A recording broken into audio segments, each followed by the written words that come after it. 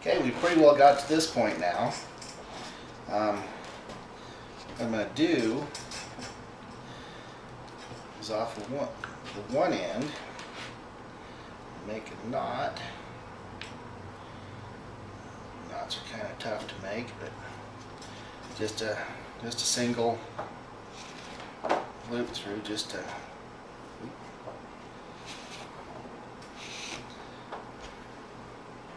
so I can secure that end. So one side and the other side.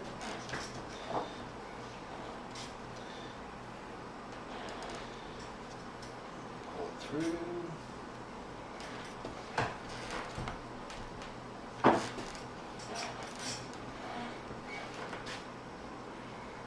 Get her knot in there.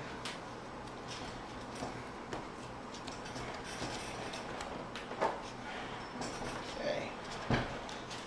Just want to go through and just make sure the strings are fairly close together.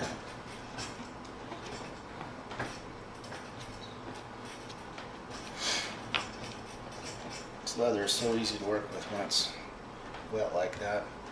One thing, you can see these little tails here. What I'll do is I'll take and with some good scissors, just kind of cut those so that when it dries it doesn't have those little fish fins, I call them. Okay, just more for aesthetics than anything. It doesn't matter, you can leave them on there if you want to, or cut them off. These are just going around the round corners. That's what I ended up with. Now, I do not. I'm going to double knot this one because I'm actually going to cut it off. I'm going to use the other one for wrapping. It's longer. Cut that off. I'm going to use this later. I reuse a lot of all the little pieces that end up being extra. Okay, so now what we're going to do, just to cover this ring, things looking pretty good here. I'm just going to take, it's actually easier for me to push it through.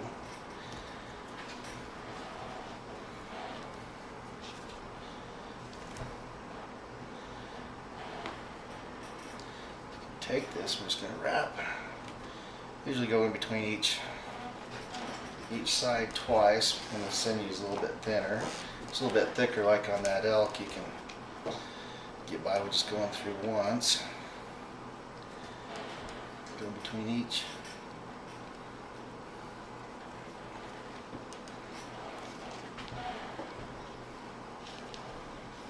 Each one.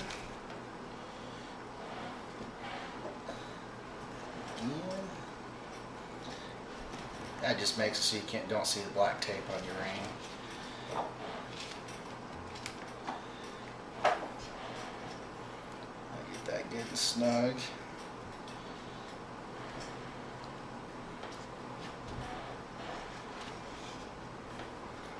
At this point, you can pretty well move the drum around wherever you need to. Make it easy on you.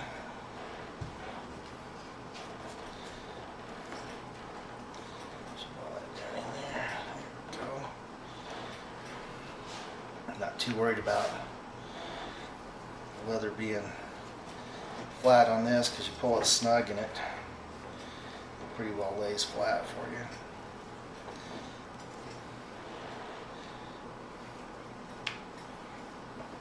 Don't do that too many times like that, bunching it through, you end up with knots in it.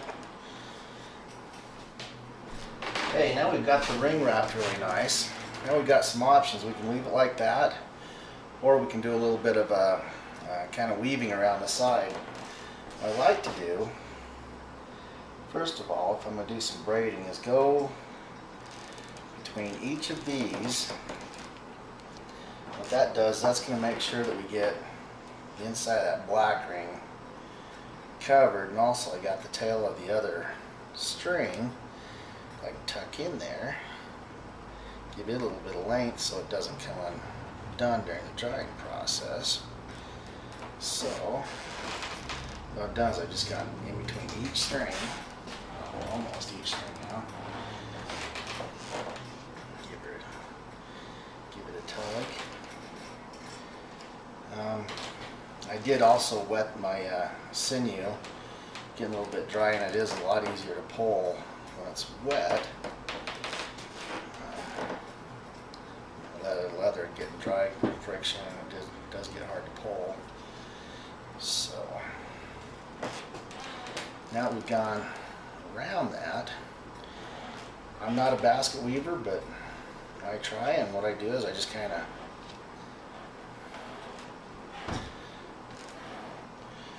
go up and down.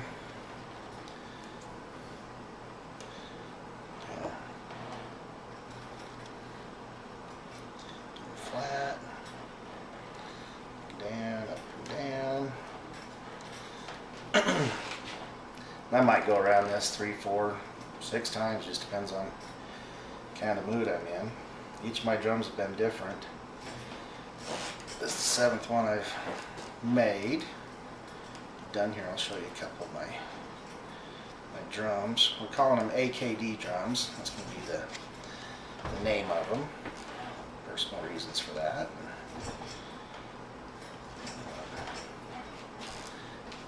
We'll sell a drum if you can send me a picture of what kind of drum you'd like. I can cut it out and mail it to you. About $150 a drum. It will sound good. Sometimes I forget to go underneath them. Like that one.